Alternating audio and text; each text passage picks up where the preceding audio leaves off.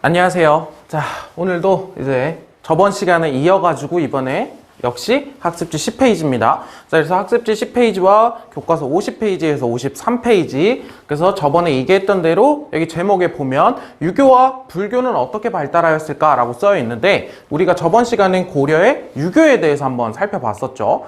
이번 시간에는 고려의 불교, 그 다음에 도교, 풍수지리설까지 뒷부분은 좀 간단하게 보겠지만 일단 오늘의 핵심 포인트는 불교입니다. 그래서 이제 학습지 10페이지에서 지난번에 이어가지고 한번 불교를 살펴보도록 하겠습니다.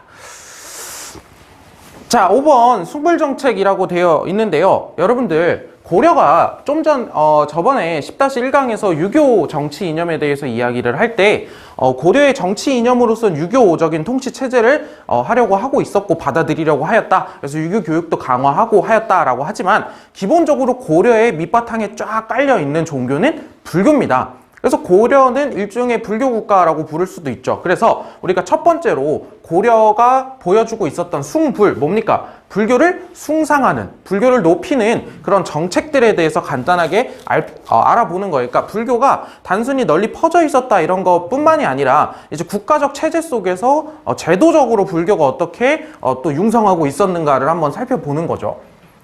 자, 1번 불교를 국가의 종교, 국교로서 존중을 하고 있었고요. 거의 모든 사람들에게 불교는 일반적인 종교처럼 퍼져 있었습니다.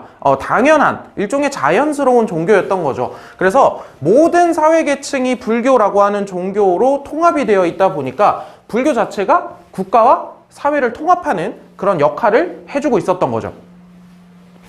자, 두 번째로 한번 보겠습니다. 이 불교 자체가 어떤 성격도 가지고 있었냐면요. 그러니까 국가와 사회를 통합하는 가운데에서 국가에 어떤 어려움이 생겼을 때, 여기에 써 있는 대로 외세가 침입했을 때, 예를 들면 거란이 침입했을 때, 뭐 여진족이 침입했을 때, 몽골이 침입했을 때, 이렇게 외세가 침입했을 때 사람들을 하나로 묶어주는 정신적인 지주 역할을 했던 거죠. 이따가 뒤에서 살짝 살펴보겠지만 그런 마음가짐들 속에서 우리 부처님에 대한 믿음, 이 불교라고 하는 걸 통해서 외세의 침입을 막고자 하는 어떤 정신적인 움직임들이 대장경을 조판하거나 이런 어떤 움직임으로 나타났던 거죠. 그래서 호국불교, 이제 불교 자체가 우리 국가를 부처님께서 우리 국가, 우리 고려를 수호해 주실 것이다 라고 하는 그런 인식 속에서 정신적 지주 역할도 하고 있었다는 겁니다. 불교가요.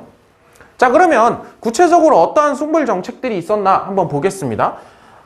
자, 태조는 상당히 불교를 또 강조하는 것을 보이는데요. 여러분들 이제 훈요십조라고 전에 수업을 하다가 언뜻 나왔던 단어인데요. 태조가 이제 후대 왕들에게 남긴 10가지 가르침들이에요. 10가지 이런 것들은 꼭 지켜라. 여기에 보면 여러분들 이전에 고려의 통치체제에서 아니면 고려의 외교관계에서 고려가 뭐 서경을 중시했다거나 이런 거 얘기를 할 때 태조 얘기가 항상 나왔었죠. 그래서 훈요십조에 보면 서경을 중시하라거나 뭐 이런 이야기들이 훈요십조 안에 들어 있습니다. 그런데 이 훈요십조 중에서 우리는 지금 불교 파트를 보고 있으니까 태조가 강조했던 게 있습니다. 요 두 가지는요.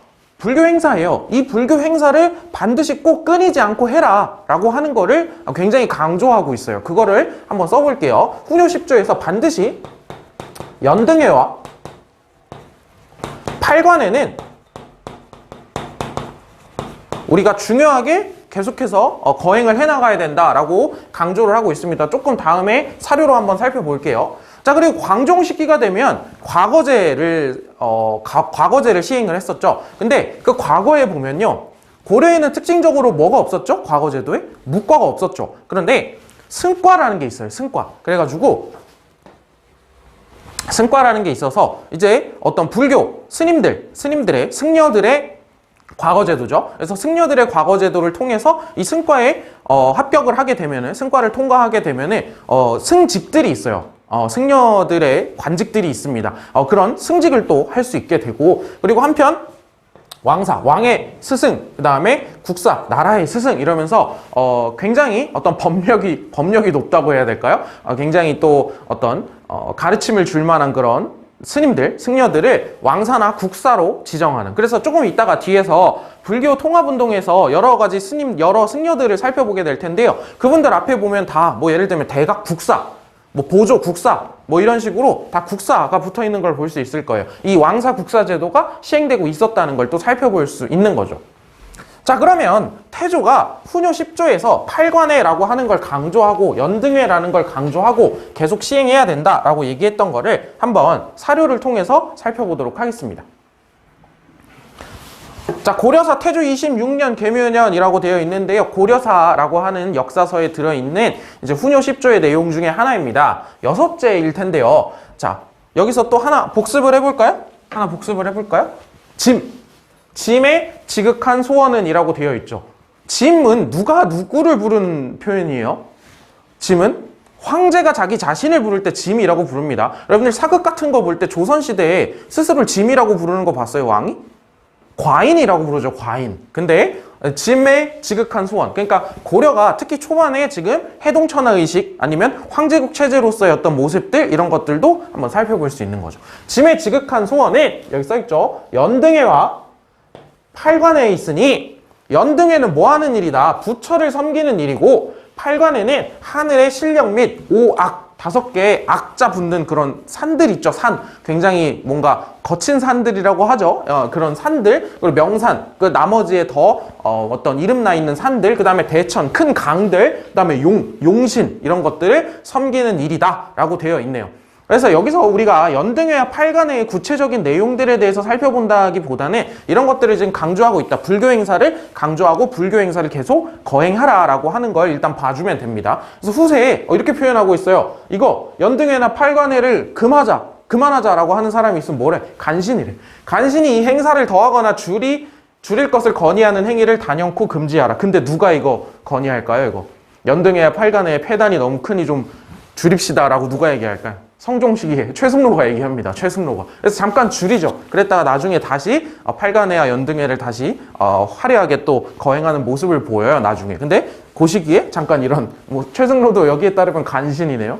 자, 나도 당초 행사 일자가 국가의 기일, 그러니까 국가의 기일, 뭐 제삿날 같은 날들 있잖아요. 예를 들면 뭐 왕이 죽은 날, 이런 거 기일이라고 부르죠. 국가의 기일과 맞물리지 않게 하고 임금과 신하가 함께 즐기겠다고 마음으로 맹세했으니 내 뜻을 받들어 시행하도록 하라라고 되어 있어요. 연등회와 팔관회. 그래서 연등회는 말 그대로 어떤 연등 행렬 같은 거, 교과서에도 사진이 있을 거예요. 그 요즘 사진이기는 하지만. 그 다음에 팔관회라고 하는 거는요, 원래는 불교 행사로서 어떤 계율, 몸을 깨끗하게 하고 뭔가 스스로를 깨달음을 얻기 위한 계율들 8가지를 지키는 그런 행사인데, 불교에서 여기서는 보세요. 신령, 하늘의 신령, 이거 천신신앙도 좀 들어가 있는 것 같아요. 오악, 명산, 산에 대한 어떤 자연에 대한 신앙도 들어가 있고, 대천, 큰 강 마찬가지고, 용신, 용에 대한 신앙. 결국에 이게 팔관회가 우리 태조 시기부터 이제 고려에서 시행됐던 팔관회는 뭐다? 불교 행사일 뿐만 아니라 어떤 토착 신앙이나 우리가 원래 가지고 있었던 그런 자연적인 것들에 대한 신앙도 함께 섞여 있는 그런 행사다라고 볼 수 있겠죠. 그래서 연등회와 팔관회를 꼭 기억을 해줄 필요가 있겠습니다. 불교 파트에서요. 자, 다음으로 이제 여러분들이 좀 이해가 필요한 부분들입니다. 고려의 이제 불교 통합운동인데, 자, 제목을 보고 여러분들이 먼저 떠올릴 필요가 있습니다. 불교가 통합을 위한 운동을 하고 있대. 그러면 불교가 어떻게 돼 있다는 거야? 쪼개져 있다는 거죠. 그렇죠? 불교가 분열되어 있다는 거죠, 고려에서. 자, 그러면 어떤 상황들이 있었나 한번 봅시다. 불교 통합운동을 왜 전개했어야 하는지. 자, 봅시다. 1번, 배경입니다. 첫 번째는요, 불교의 세속화예요. 자, 불교라고 하는 종교 자체가, 보세요. 불교라고 하는 종교 자체가 국가체제 내로 들어왔어요.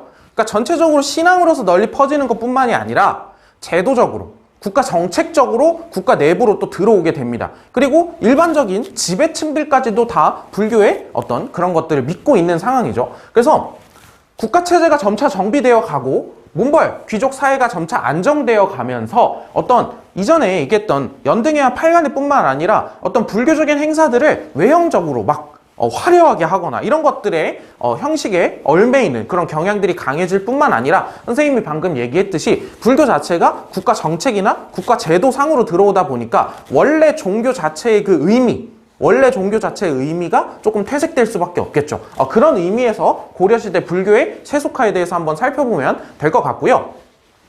자, 다음은 이 분열에 대한 이야기입니다. 교종과 선종의 분열을 점차 심화되고 있었다라고 되어 있는데, 생각해 보세요.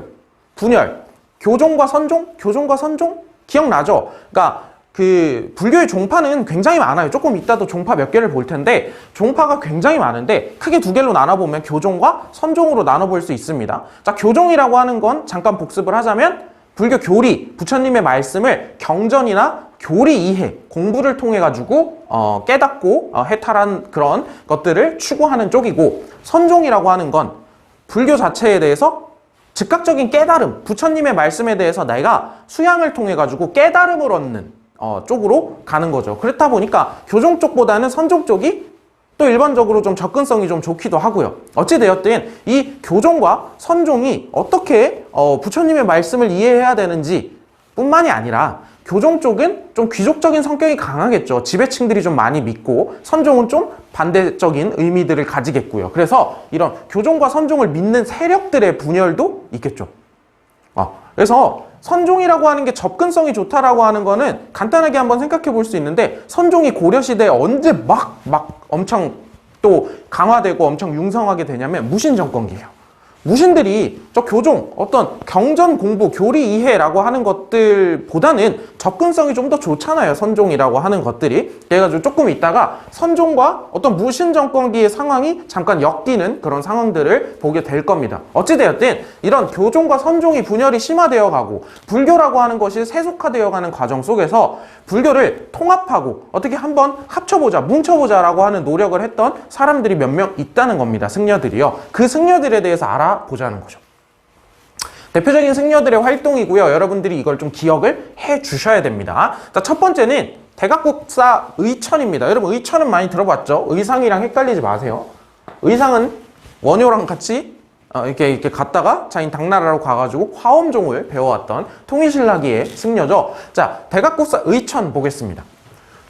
이 사람은요, 고려 중기에 활동하고 있었고요. 몽골귀족 사회가 안정되어 있을 때 활동을 했고, 그렇다 보니까, 자, 보세요. 아까 얘기했죠. 그냥 이해를 한번 해보자는 거야. 몽골귀족 사회가 안정되었을 때는 일반적으로 좀 귀족적인 성격이 강한, 좀 지배층들이 접근하고, 지배층들이 뭔가 딱 보여주기 편한 교종 있죠, 교종. 교종 쪽이 강력하겠죠. 그리고 의천도 물론 교종을 중심으로 어떤 통합을 하려고 하는 모습을 보입니다. 그래서 여기 보세요. 기억을 해주셔야겠죠. 의천. 교종을 중심으로 선종을 통합하려고 하는 모습을 보입니다. 그래서 새로운 종파를 하나 창시를 하게 되는데, 바다 동쪽 해동 천태종. 천태종은 지금도 있는 종파입니다.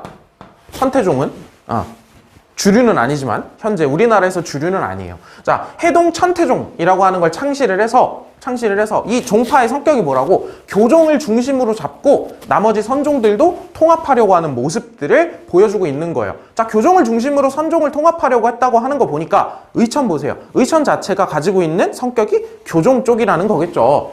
그런데 의천의 출신 성분을 한번 볼까요? 의천은 왕자입니다. 의천 왕자예요, 왕자. 실제로 왕자예요. 문종의 아들인데요.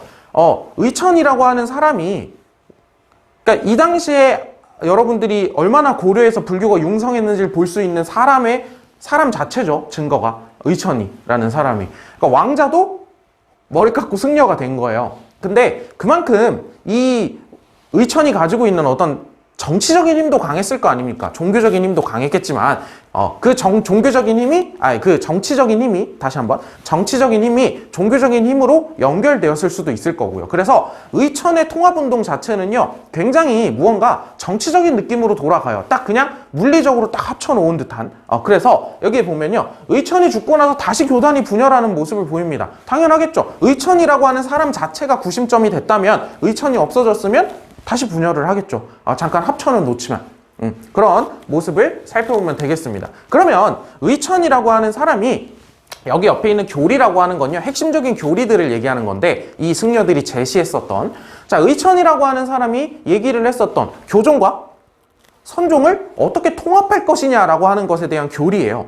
한번 이름을 써보겠습니다. 여러분들, 여기가 뭔가 이해를 제대로 하려고 하면은, 뭔가 정말 깊게 파고들려고 하면은 굉장히 어려운 부분인데, 간단하게 이해하기 쉽게 설명을 해줄게요.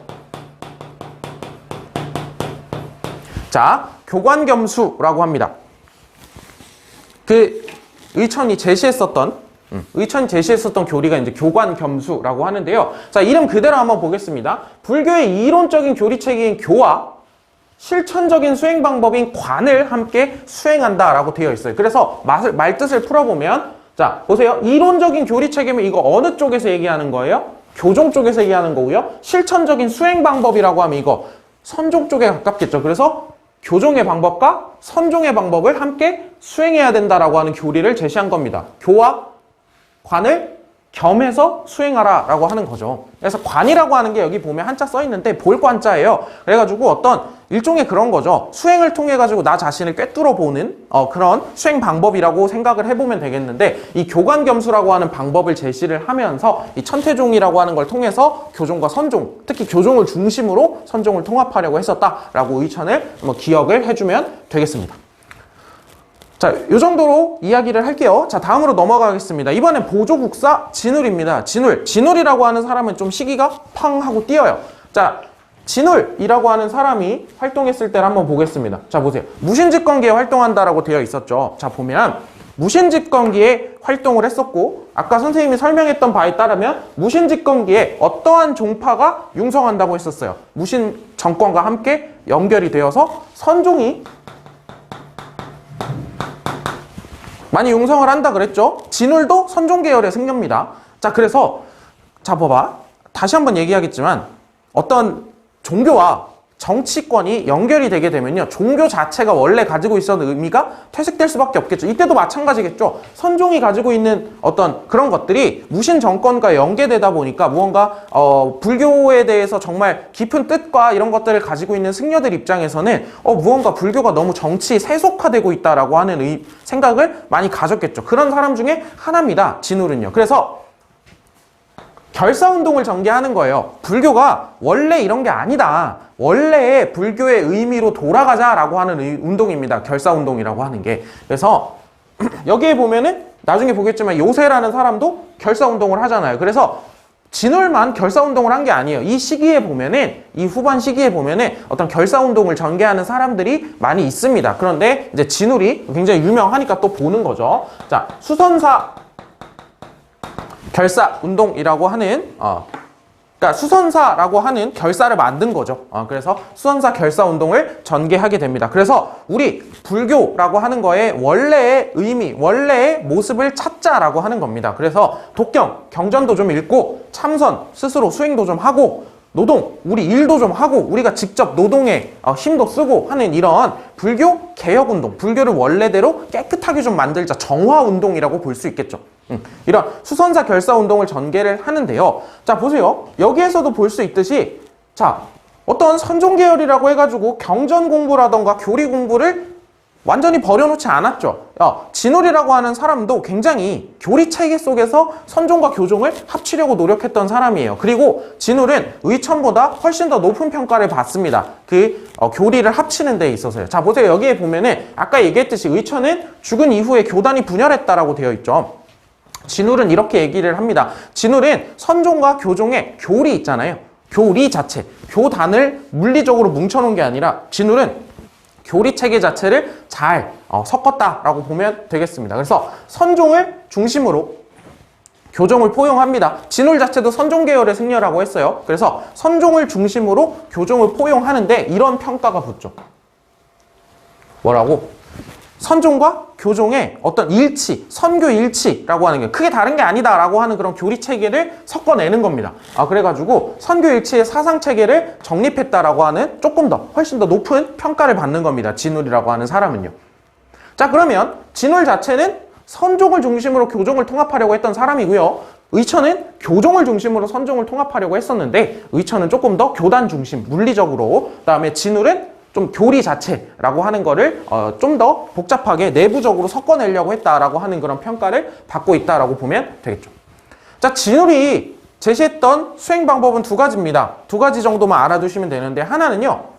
자, 이거는 이제 어떤 선종뿐만이 아니라 교종까지 얘기를 하는 겁니다. 선종에서 얘기하는 게 굉장히 중요한 게 오예요. 오. 깨달음. 내가 어느 순간 갑자기 확 깨달음, 이런 거예요. 자, 참선, 수행을 통해 가지고 갑자기 돈자예요. 어느 순간 갑자기, 이런 뜻이에요. 돈자가 갑자기 깨우친 것을 자, 그러면 참선을 통해서 번쩍하고 깨달았어. 끝이야? 그게 아니라는 거지. 깨닫고 나서 점차 점진적으로 수행해 나가야 한다라는 뜻입니다. 일단 참선을 통해서 내가 수행을 해서 어떤 부처님의 말씀 그런 것들을 확 깨닫는 건 좋은데 깨달은 이후에 그 다음에 점진적으로 또 수행을 해 나가야 된다라고 하는 겁니다. 또 하나는 요게 이제 여기에서 훨씬 더 또 선종과 교종을 또 합치려고 하는 모습이 또 보이는 그런 수행 방법 중에 교리 중에 하나인데요. 자, 보면 정 써봅시다. 일단 해쌍수라고 부릅니다. 정해쌍수라고 부르는데요. 자, 보겠습니다. 정은 뭘 의미한대요? 참선과 수양을. 이건 어디 쪽에서 강조하는 겁니다? 말이 꼬이네요. 강조하는 겁니다가 어느 나라 말이죠? 강조하는 겁니까? 이거는 선종 계열이죠. 요거는 해라고 하는 건 뭐래요? 교리와 지혜. 이건 어느 쪽에서 더 강조하는 걸까요? 교종 계열이겠죠. 그래서 선종 계열에서의 강조하는 것과 교종 계열에서 강조하는 것을 모두 쌍으로 수행해야 된다. 결국 뭔가 의미 자체는 통하죠. 대신에 여기는 교종 계열이 앞에 나와 있고 선종 계열이 뒤에 있고요. 요거는 선종 계열이 앞에 있고 교종 계열이 뒤에 있는 모습을 볼 수 있죠. 요것도 어떻게 보면 이 수행이라고 하는 것이 어떤 교종 계열에서만 얘기하는 건 아니겠지만 일단 깨달음이라고 하는 선종 계열의 어떤 그런 것들의 모습과 그다음에 점차적으로 또 내가 공부도 하고 수행해 나가는 어떤 교종 계열의 어떤 모습도 함께 섞어냈다라고 보면은 전체적으로 한번 보면 되겠죠. 그래서 일단 정이 뭘까 해가 뭘까 이런 걸 깊이 궁금하는 거는 사실 이건 정말 불교 사상 체계로 들어가는 거기 때문에 쉽지 않고요. 여러분들이 이렇게 조금 표면적으로나마 한번 이해를 해보면 좋지 않을까 싶습니다. 자, 다음입니다. 해심이라고 하는 사람입니다. 해심이라고 하는 사람은 진울의 제자예요. 그리고 수선사 결사를 이어나가는 사람이겠죠. 그러니까 자, 진울을 계승했다라고 되어 있는데 해심이 가지고 있는 의미가 굉장히 큽니다. 해심이 당시에 어떤 유학자들과의 교류가 상당히 많았어요. 유학자들과의 교류가. 그래서 뭐라고 주장을 하냐, 해심이 글씨가 잘 보일려나 모르겠습니다. 유불일치설이라고 해요. 유교와 불교가 일치 하나다. 다를 게 없다라고 얘기하는 겁니다. 유교와 불교가 다를 게 없다. 그러면서 뭘 강조한다? 심성수양을 강조하게 되는데요. 자, 이거 간단하게만 설명하겠습니다. 이게 왜 성리학 수용의 사상적 토대가 되냐라고 얘기를 하냐면 전에 성리학에 대해서 간단하게 얘기를 했었죠. 성리학도 유학의 일파이긴 한데 이전과 다른 점이 뭐냐면 이전의 유학이라고 하는 것들은 뭔가 경전 자체의 해석, 어떤 그거에 주석을 달고 그런 것들에 조금 더 초점이 맞춰져 있었다면 성리학이라고 하는 건요, 이전의 것들에 무언가 심성의 수양, 인간의 본성에 대한 탐구, 조금 더 철학적인 탐구가 들어가는 겁니다. 성리학이라고 하는 건요. 그래서 이 성리학이 중국에서 만들어질 때 원래 불교의 영향을 상당히 많이 받았어요. 불교의 영향을 상당히 많이 받았고요. 그래서 고려에 처음 들어올 때, 성리학이라는 게 처음 들어올 때 스님들, 승려들 있잖아요. 승려들 중에도 어떤 성리학이라고 하는 것들의 이해를 심화하는데 도움을 준 사람들이 있습니다. 그 대표적인 사람이죠. 해심이라는 사람도. 그래서 어떤 심성을 수양하고 이런 거는 원래 유학에 있던 게 아니라 성리학에서 또 강조하는 거거든요. 심성을 수양하고 이런 것들은. 그래서 유불일치설을 주장하고 심성 수양을 강조함으로써 이 고려 말기에, 고려 후기에 성리학이 들어오고 있었고 그 성리학을 우리가 들어온다고 다 받아들이는 건 아니잖아요. 들어오고 있었을 때 그거를 우리가 잘 받아들일 수 있는 또 어떤 토양을 만들어주고 있었다. 사상적인 토대를 만들어주고 있었다. 이렇게 한번 이해해 볼 수 있겠죠. 그 다음에 마지막으로 요세라고 하는 사람, 그래서 이 사람의 백년결사라고 하는 결사운동을 또 하게 됩니다. 그래서 이쪽은 사실 좀 결사운동의 성격을 좀 보자면 이쪽은 조금 더 그 지역에 소위 말하는 있는 사람들, 이런 사람들을 좀 위주로 되었다라고 하면 이쪽에는 지방민들이라던가 조금 더 낮은 자들 위주로 좀 돌아갔었다라고 하는 그런 표현도 나오는데요. 어쨌든 요새도 백년결사라고 하는 결사운동을 전개하고 있었다라고 이해를 해주면 되겠습니다. 자, 여기가 교리체계 때문에 조금 복잡할 수도 있는데요. 여러분들 요 정도로만 이해하면 됩니다. 요 가운데에서 이해가 안 되면 질문하시면 되고요. 질문을 하시면 됩니다. 요 가운데에서. 그래서 조금 더 깊게 이해를 하는 거는 사실 불교 사상에 대한 공부를 하거나 어떤 책을 좀 더 살펴보거나 하는 것들이 필요하겠죠. 그래서 지금 여러분들이 우리가 무슨 과목을 배우고 있는지를 조금 더 여러분들이 좀 살펴볼 필요가 있어요. 이건 지금 역사 과목이잖아요. 그러니까 이 사상 하나하나 자체도 중요성을 충분히 가지겠지만 역사에서 중요한 거는 고려에서 지금 분열이 이루어지고 있었고 세속화라는 게 이루어지고 있었는데 각 승려들이 어떠한 그런 분열을 합치려고 하는, 통합하려고 하는 모습들을 보이고 있었는지, 그리고 그 세속화라고 하는 걸 어떻게 해결하려고 하고 있었는지, 그런 역사적인 흐름 속에서 이런 방법들을 한번 살펴보는 게 더 중요하지 않을까 싶습니다. 자, 그러면 이제 요 정도, 이제 고려 후기 정도까지의 불교를 살펴봤는데 이제 마지막 부분 고려 말 불교인데요. 이러니까 얘기했잖아요. 이러니까 성리학자들한테 마지막에 겁나게 까이는 거죠. 자, 고려 말 불교는 주로 이제 건문세족들과 연결이 되면서 이제 불교 사찰, 절에서 엄청나게 많은 폐단이 일어납니다. 불교 사찰인데 뭐 부처님의 뭐 비움, 뭐 부처님이 뭐 소유하지 말 것, 뭐 이런 그런 얘기, 그런 게 문제가 아니에요. 불교 사찰에서 대농장, 엄청나게 넓은 땅을 소유하고 막 노비들 엄청나게 데리고 막 불교에서 막 사원에서 수공업을 해가지고 막 갖다 파는 물건을 갖다 팔고 막 불교 사원 절에서 막 인근 동네에 있는 사람들, 인근 지역의 사람들에게 막 고리대금업하고 막 돈 빌려주고 이자 엄청 쳐서 받고 막 이런 문제들. 그 다음에 그런 것들이 다 이제 건문세족과 연결돼서 건문세족이 거기서 착취를 통해 가지고 어떤 자신의 또 금전 수입으로 또 삼기도 하고 이런 모습들이 보였던 거죠. 그러다 보니까 성리학자들, 마지막에 이제 신진사대부들 있죠. 신진사대부들이 어떤 성리학을 가지고 고려 체계에 비판을 할 때 불교에 대한 폐단을 비판하면서 건문세족과 연결되어 있고 또 건문세족을 비판함에 있어서 이 고려의 불교라고 하는 걸 건드리지 않을 수가 없었던 거죠. 그래서 항상 건문세족과 불교의 폐단에 대해서 비판한다라고 하는 표현이 나오는 겁니다. 그래서 고려 말은 이런 상황이었다라고 한번 이해를 해보면 되겠습니다. 자, 그러면 불교는 여기까지 보고요. 한번 잠깐 이제 고려에 보면은 항상 그 불교와 관련해 가지고 그 문화재가 나오거든요. 한번 잠깐 볼게요. 이제 불교와 관련해서 대장경이라고 하는 것이 있는데, 자, 대장경은요, 일종의 불교 백과사전이라고 보면 돼요. 불교 백과사전. 불교 대백과사전. 그래가지고 이 대장경의 조판 잠깐만 보면요. 대장경은요, 일반적으로 이제 3장을 모았다고 합니다. 옛날 생각이 나네. 옛날까지는 아니지만 선생님 졸업 논문도 이 대장경, 팔만대장경과 관련된 졸업 논문을 썼었거든요.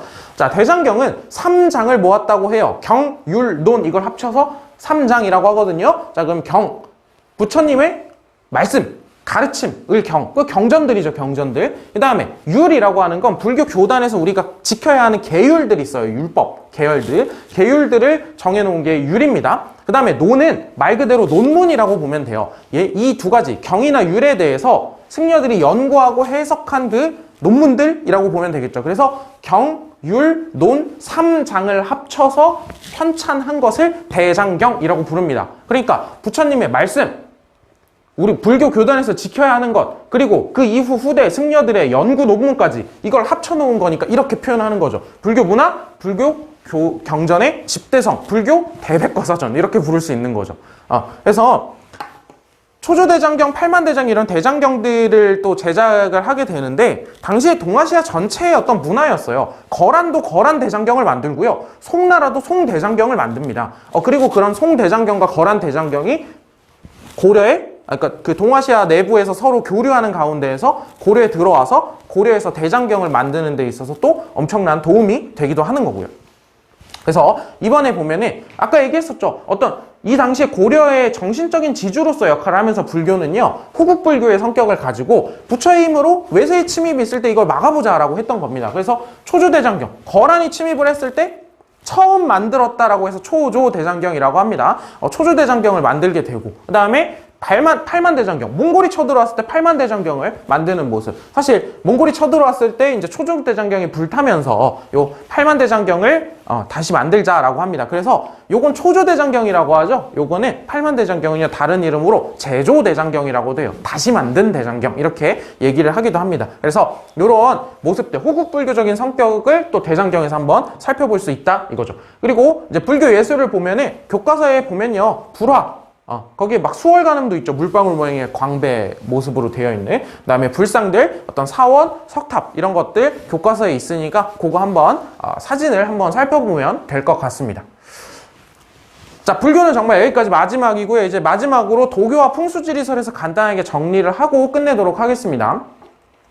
자, 도교와 풍수지리설입니다. 도교 한번 보겠습니다. 도교는 이전부터 계속해서 도교에 대한 이야기가 나오고 있죠. 사상체계 얘기를 할 때. 하지만 도교의 특징 중에 하나는요. 여기 나와 있듯이 뭐라고 되어 있어요. 교리체계라던가 교단, 도교 교단 이런 것들이 우리나라에서 성립이 되지는 않았습니다. 그래서 어떤 민간신앙, 토착신앙처럼 쭉 남아있는 거죠. 사실 지금도 그러다 보니까 어떤 도교 교단 체계나 교리 체계에 대해서 제대로 뭐 도교 믿는다 뭐 이런 사람 없죠. 잘 본 적 없죠. 그렇지만 어떤 도교에서 비롯된 문화들, 우리 뭐 신선이나 뭐 선녀라던가 아니면 우리 일반적인 문화 속에서 어떤 청룡, 백호, 뭐 주작 이런 현무 이런 것들, 사신 이런 문화들도 그대로 남아 있잖아요. 이런 것들을 보면은 도교라고 하는 것들이 또 민간 일반적인 사람들 속에서 잘 퍼져 내려오고 있다라고 하는 것도 볼 수 있는 거죠. 자, 1번 한번 보겠습니다.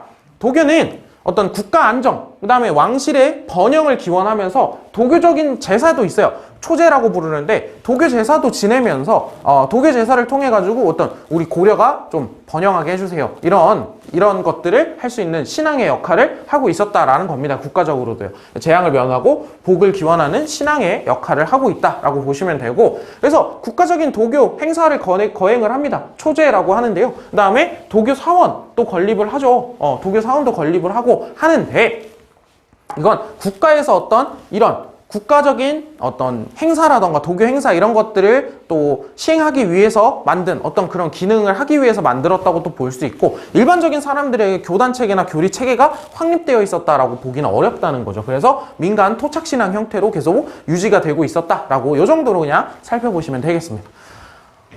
자, 그 다음에 고려시기에 이제 풍수지리설이죠. 풍수지리설이 뭔지, 풍수지리설이 어떤 건지는 우리가 신라 말 사상에 대해서 배울 때, 고대의 사상에 대해서 배울 때 제대로 한번 얘기를 했었고, 이 시기에는 여러분들이 그걸 알고 있다는 전제 하에 고려에서 풍수지리설이 어떤 영향을 미치고 있었는지를 살펴보자는 겁니다.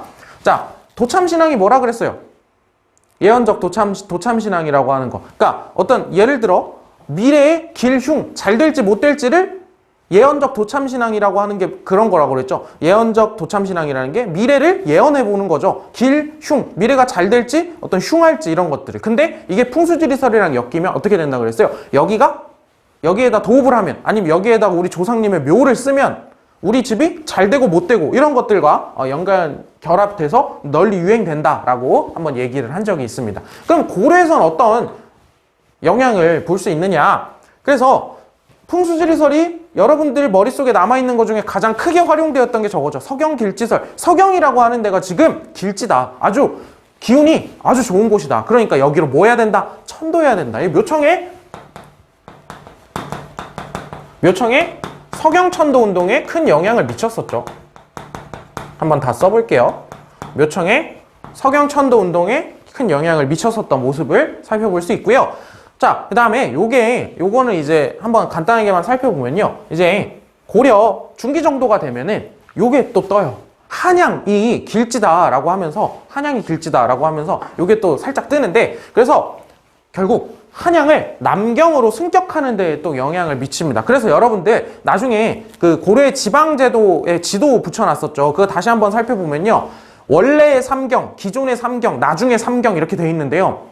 원래 삼경은 개경, 그 다음에 평양을 서경, 그 다음에 경주 있죠. 신라의 옛 도읍을 동경 이렇게 해놔서 삼경이라고 불렀어요. 고려에서. 근데 나중에 한양길지설이라고 하는 것이 뜨면서 결국 남경으로 한양을 승격하게 되고, 한양이 남경, 그 다음에 동경은 삭제, 그 다음에 평양이 서경, 이래서 삼경이 서경, 남경, 개경이 된 거죠.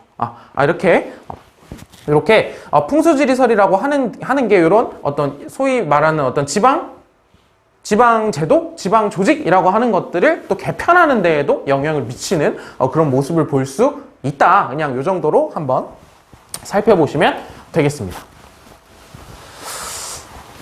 자, 여기까지 정말 고려가 끝났습니다. 고려 끝났고요. 여러분들 이 고려가 끝나고 이제 조선으로 넘어가겠죠. 그런데 여러분들 받은 학습지 중에 학습지 번호 안 써있는 어떤 조선 전체를 개관하는 위에 연표 있고 밑에 단원명 짝 써있는 프린트 있을 거예요. 그 조선 개관 프린트는 여러분들이 출석을 하는 그리고 반드시 들어야 하는 수업으로 올리진 않을 겁니다. 그런데 선생님 생각엔 20분 안쪽 정도 될 것 같아요. 그래서 조선이라고 하는 국가에 대해서 우리가 공부하고 들어가기 전에 조선이라고 하는 나라 전체를 한번 알아보고 뭐 그냥 둘러보는 거죠. 둘러보고 그다음에 밑에 단원들이 어떻게 구성되어 있는지 단원들이 좀 시간 순서대로 되어 있는 게 아니라 주제별로 되어 있다 보니까 시간적으로는 좀 뒤죽박죽이거든요. 그래가지고 그런 것들을 한번 정리해주는 강의를 올릴 거예요. 과제 이름은 조선 개관 정도 될 거예요. 아마 조선 전체 개관. 그래가지고 그거 한번 듣고 조선으로 넘어가면 전체적인 그림을 한번 이해하는데 더 도움이 될 것 같습니다. 그러니까 그거는 뭐 필수는 아니에요. 앞에 써놓을 겁니다. 출석 은 하지 않을 거라고. 그래서 조선 들어가기 전에 그거 한번 보면 도움이 될 거다라고 잠깐 뭐 일종의 광고입니다. 그래서 여러분들이 고려 오늘 이제 정말 끝났고요. 고려까지 수고 많았고 이제 마지막 1단원 대단원의 막을 한번 내리러 가보겠습니다. 이제 다음 시간부터 조선을 가지고 한번 이야기를 해보도록 하겠습니다. 모두 수고 많았습니다.